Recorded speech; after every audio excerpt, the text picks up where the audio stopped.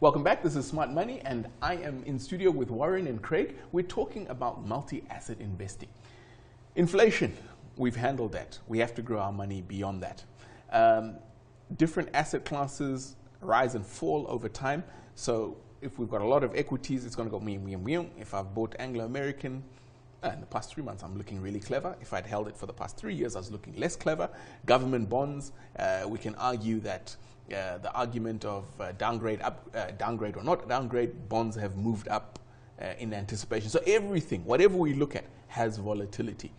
Can we hedge ourselves out against that volatility? Not really effectively. I mean, I think, you know, we can talk about hedge funds and all these fancy things, but actually you need to, if you're investing your money for a 10-year period or 20-year period, you just need to say that volatility is a fact of life. That's just something that you need to make peace with. Sometimes I'm in a good mood, sometimes in a bad mood. Sometimes, yeah, and I think it's a bit like weather. You know, you can't control the weather. Sure. All you can do is make sure that whatever your situation is, you can deal with the good weather and the bad weather. And I think that's the same with volatility. For example, I mean, if we're investing now and you've got a lump sum, you could say to yourself, okay, what I'll do is I won't just put my whole lump sum into the investment right now. I'll put it in over 3 or 4 tranches, you know, spread out over time.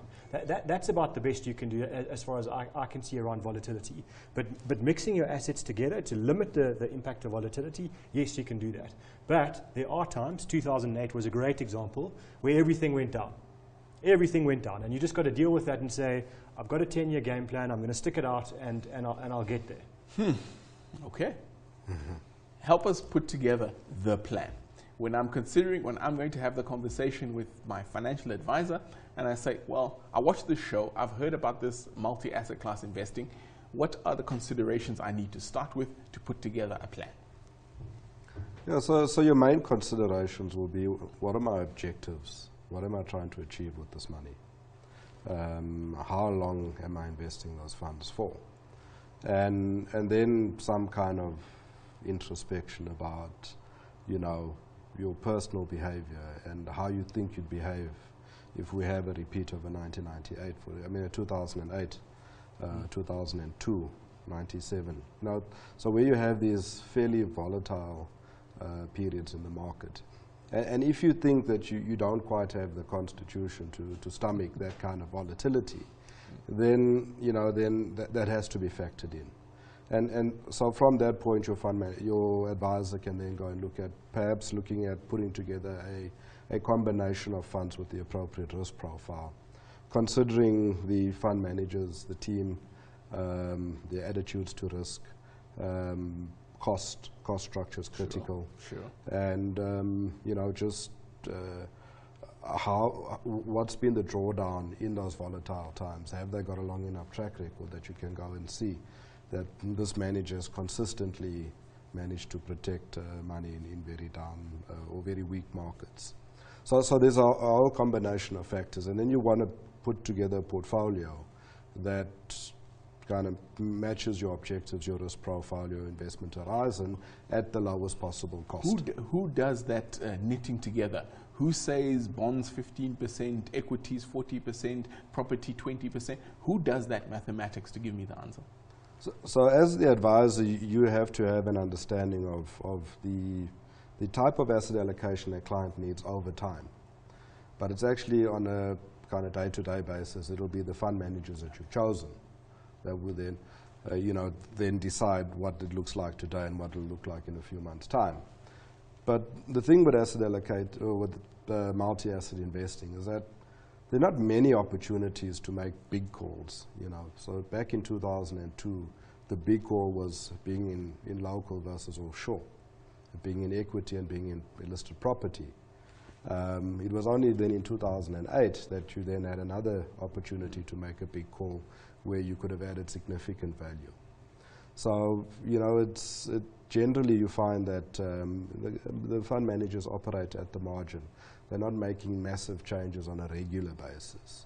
And it's normally a flag that if you see a fund manager, you know, 30% equity today, nothing a month later, and 40%, perhaps you want to steer clear of Sure. someone like that. Now, picking those fund managers can be like rock stars. We pick up the Raging Bull Awards and we see these oaks have done good, and you say, these are the boys that I want to be behind.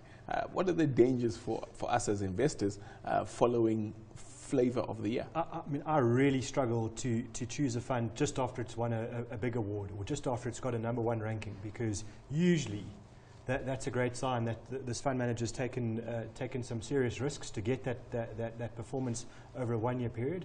So I'm much more interested in a fund that's done well. And when I say well, if there are 100 funds, it's been in the top 25 out of those 100 funds over 3, 5, 10, 15 years. So really consistent, good performance. I'm happy that fund might never be #1 in any ranking over any time, because then you understand that this manager's got a really long-term focus. There are some fund managers, and particularly the guys that come out of the hedge fund space and they launch a unit trust, and you just see the risk that they take with their clients' money is just, I think, extravagant. And the second big one that really bugs me a lot is heavy performance fees, because you know they're taking big bets with your money so that they can make a lot of money for themselves. So that's a red flag to a bull for me. Okay, I got 1 minute left. Throw a few more pearls of wisdom our way. What are the key considerations in making it work for us? Why should I go multi-asset approach? Yeah. So look, I mean, like I say, it's quite sexy having a share portfolio, and you look quite impressive around the price stand, but it's going to take up a lot of your time. And so if you're going to go single asset class, you've got to get your forecasts right, and you've got to move in and out of those asset classes at the right time, or else you can lose a lot of money very quickly. And I think very few people are able to do that successfully and sustainably over time. If it's their full-time job, the odds are even more against you if it's a part-time thing. So, take a long-term view. Typically, multi-asset investing means you underperform when things are doing well, but you tend to outperform when things are going bad. And that's really the time when you want to outperform. So, take a long-term perspective. I think you've probably said that 1,000 times on the show. And yeah, try not to be too cute with your own money. Okay, I'm going to say it 1,001 more times. Take a long-term perspective with your money. Well, that's all we're going to fit into this particular episode of Smart Money. I'd like to thank my guests Warren and Craig for being with us, and for you at home for watching and learning. Thank you. Goodbye.